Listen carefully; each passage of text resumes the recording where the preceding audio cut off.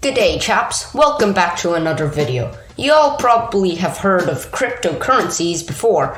You know, the ones like Bitcoin, Dogecoin, and NFTs. But do you know how they work? Because there's something quite special about the way crypto is transacted. Blockchain, which is the system used for transactions in cryptocurrencies, if you haven't read the title of the video yet, is literally what you think it is. It's a chain of blocks. However, envision the blocks as every transaction done. That's a lot of transactions. Every time a transaction is made, a new block is added to the blockchain, which you could also view as a list of every transaction. Each block has its own database, so every blockchain is a database, but not all databases are blockchain.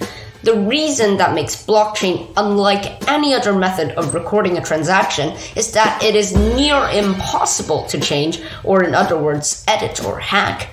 More on that later, but first an example of what happens when a transaction of crypto is made.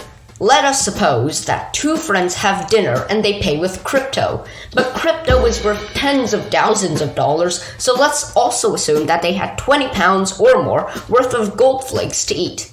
Now they make the transaction of Bitcoin to the restaurant. That transaction is now permanently inscribed in a brand new block. In that block, there is a timestamp of when the transaction took place, the sender and receiver, and the amount of Bitcoin in each person's digital wallets. That block is then added to the existing chain of blocks of every transaction ever. You can think of blockchain as a timeline of crypto transactions. In an alternate universe, one of the friends pays for the bill. The other friend then decides to give the other half of what the bill is, so they have to pay evenly. However, as he attempts to transact the money into their friend's account, the transaction fails. It is soon revealed that there was a problem with the bank. The problem could be one of many things, such as technical issues, hacked accounts, or the accession of transactions.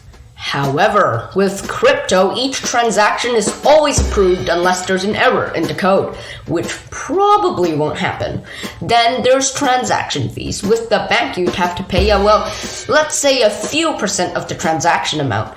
However, with blockchain transactions, that amount is very little. With the bank, you have to go through a complicated and lengthy process to get approval of the transaction. With crypto, it's extremely fast thanks to modern technology. Crypto doesn't require you to have a full-fledged account and customer ID either, as anybody can do Bitcoin.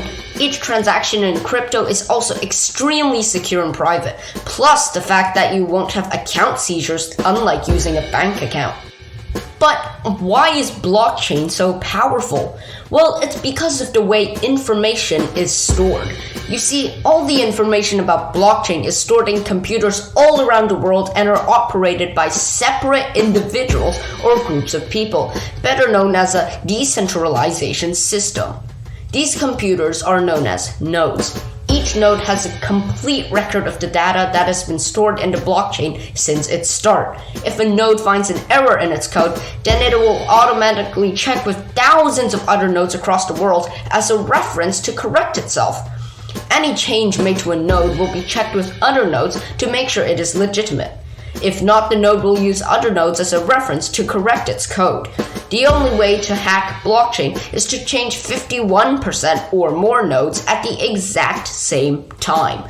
When the nodes notice there's something wrong and check other nodes as a reference, they will see that there actually has been a majority change in all the nodes.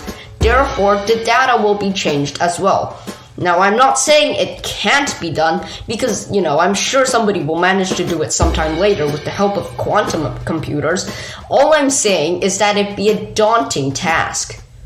Oh yeah, and you'd probably be a wanted criminal by the time.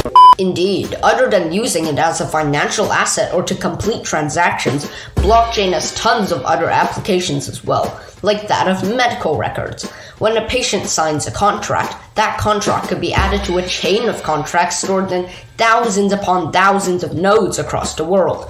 When the patient wants to try and cheat the system, the record of the contract can be shown, preventing any fraud that could occur. It could also be used in food transportation systems. Every time a food delivery stops, that stop is added to a list of stops. I don't know about you, but it sounds like a tongue twister. Moving on, should a health problem arise from the food product, it could be traced back to all its destinations and found.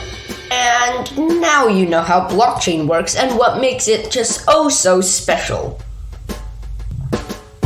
Now go buy some digital apes.